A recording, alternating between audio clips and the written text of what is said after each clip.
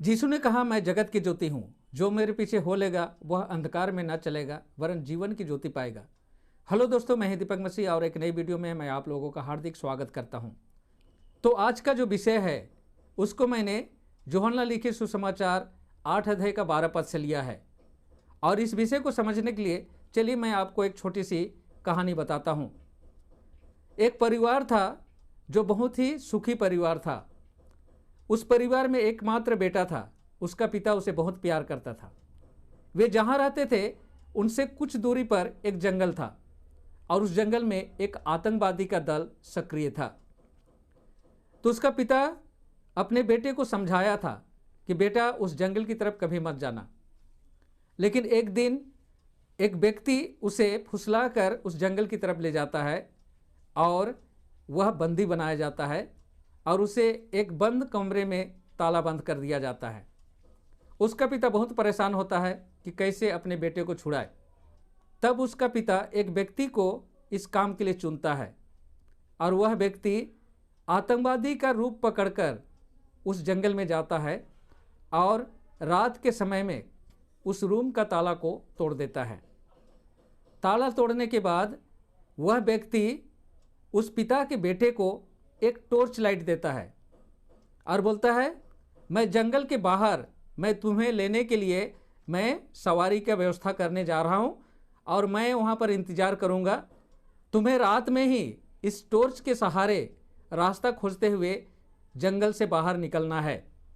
और उसके पिता ने जिस व्यक्ति को उसे छुड़ाने के लिए भेजा था वह जंगल के बाहर सवारी लेकर उसका इंतजार कर रहा था और उसका पिता अपने घर में उसका इंतजार कर रहा था। लेकिन बाद में पता चलता है दोस्तों कि वह जंगल से निकल ही नहीं पाया। तो ऐसा क्यों हुआ? क्यों वह जंगल से निकल नहीं पाया? उसका बंधन खोल दिया गया था। उसके पास टॉर्च लाइट था। वो आराम से रास्ता खोजता हुआ बाहर निकल सकता था, लेकिन वह निकल नहीं पाया। तो पता चलता है कि टॉर्च तो उसके पास था, लेकिन टॉर्च को कैसे जलाया जाता है वह उसे पता नहीं था। और जिसके कारण उस टॉर्च का इस्तेमाल नहीं कर पाने के कारण रास्ता भटक गया और वह बाहर नहीं निकल पाया। तो परमेश्वर वह पिता है जिसने आदम को चेतावनी दिया था, लेकिन वह बहकावे में आकर फंस जाता है। तब परमेश्वर ने यीशु को भेजता है छुड़ाने के लिए, और यीशु इस जगत में छुड़ाने के लिए आता है और हमारी बंधन को खोल देता है। और उसके बाद हमें एक टॉर्च लाइट पकड़ा देता है और बोलता है कि तुम्हें उस पार जाना है और ये टॉर्च लाइट तुम्हें मदद करेगा उस पार जाने के लिए। तो सबसे पहले टॉर्च को अच्छी तरह से समझना है। तो हमारे पास जो टॉर्च है वो क्या है? परमेश्वर का वचन। गीत संहिता 119 का 105 में लिखा है, तेरा वचन मेरे पांव के लिए दीपक और मेरे मार्ग के लिए उजियाला है। तो परमेश्वर का वचन जो बाइबल के रूप में हमारे पास है, ये टॉर्च है दोस्तों। अब इस टॉर्च को समझना है, इसका फंक्शन को समझना है। अगर हम इसको नहीं समझेंगे तो टॉर्च हाथ में रहते हुए भी हम अंधकार में ही भटकते रहेंगे। तो दोस्तों, प्रत्येक जो मसीह विश्वासी हैं उनको यह टॉर्च दिया गया है। अब इस टॉर्च को वो लोग किस तरह से इस्तेमाल कर रहे हैं इस पर डिपेंड करता है कि वो लोग गंतव्य स्थल तक पहुंच पाएंगे कि नहीं पाएंगे। तो चलिए इस टॉर्च का सारे पार्ट को अलग अलग देखते हैं। तो एक टॉर्च में सबसे महत्वपूर्ण चीज़ है वो है बैटरी। बिना बैटरी का टॉर्च नहीं जलेगा। और इस टॉर्च का बैटरी हमें मिलता है यूहन्ना की पुस्तक 15 अध्याय का 4 से 7 पद में।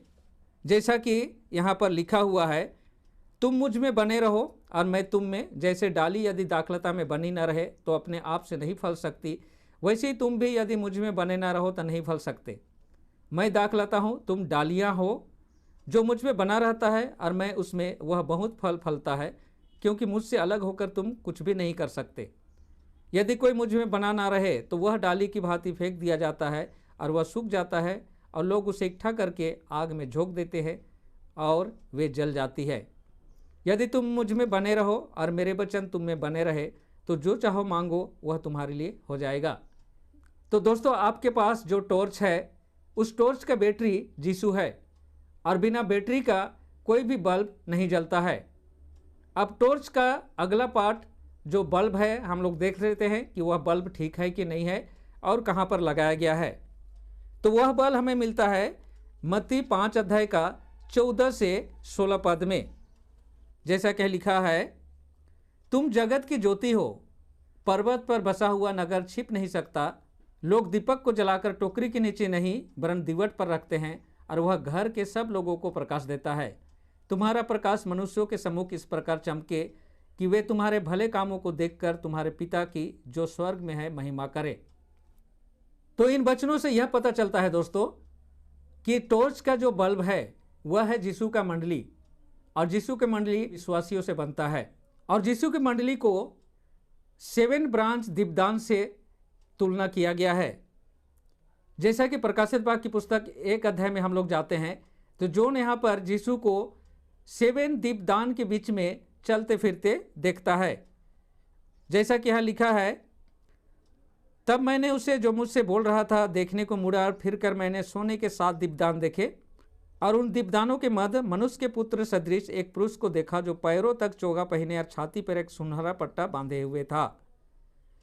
अब यही यीशु इस दीपदान का अर्थ हमें इसी 1 अध्याय का 20 पद में हमें बताता है, जहां पर कुछ इस तरह से लिखा है, 7 तारे 7 कलीसियाओं के दूत हैं और वे 7 दीपदान 7 कलीसियाई हैं। तो दोस्तों यहाँ पर हम लोगों ने टॉर्च का 2 महत्वपूर्ण चीज़ों को हम लोगों ने देख लिया, एक बैटरी और एक बल्ब। बैटरी भी है, बल्ब भी है, लेकिन इन दोनों को जोड़ने के लिए जो सबसे महत्वपूर्ण चीज़ है वह है स्विच। बिना स्विच दिए बैटरी और बल्ब कनेक्ट नहीं होंगे, और बिना कनेक्शन का बल्ब है कभी नहीं जलेगा। और हम इस टॉर्च का स्विच को हम लोग पाते हैं यूहन्ना लिखित सुसमाचार 15 अध्याय का 10 पद में। जैसा कि यहाँ पर लिखा हुआ है, यदि तुम मेरी आज्ञाओं का पालन करोगे तो तुम मेरे प्रेम में बने रहोगे, वैसे ही जैसे मैंने अपने पिता की आज्ञाओं का पालन किया है और उसके प्रेम में बना रहता हूँ। तो दोस्तों, टॉर्च का 2 महत्वपूर्ण पार्ट को, बैटरी और बल्ब को एक साथ जोड़ने का जो काम करता है वह परमेश्वर की 10 आज्ञा है। अगर स्विच टूटा हुआ हो तो टॉर्च नहीं जलेगा और आपका अंधकार दूर नहीं होगा।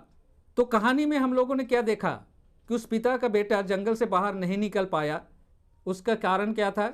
उसने स्विच को तोड़ दिया था, और जिसके कारण टॉर्च नहीं जलता है और वह अंधेरा में भटकता ही रह जाता है। आज हमारी दशा उसी तरह से है दोस्तों। उसी तरह से आज बहुत सारे मसीह भाई बहन टॉर्च तो अपने साथ लिए हुए चल रहे हैं, लेकिन उनका स्विच को उन लोगों ने तोड़ दिया है, और जिसके कारण वे भटक रहे हैं, उनको रास्ता कभी नहीं मिलेगा। तो दोस्तों, सबसे पहले आपको उस स्विच को ठीक करना पड़ेगा, तभी आप सही ढंग से टॉर्च का इस्तेमाल कर सकेंगे और आपके रास्ते का अंधेरा दूर होगा।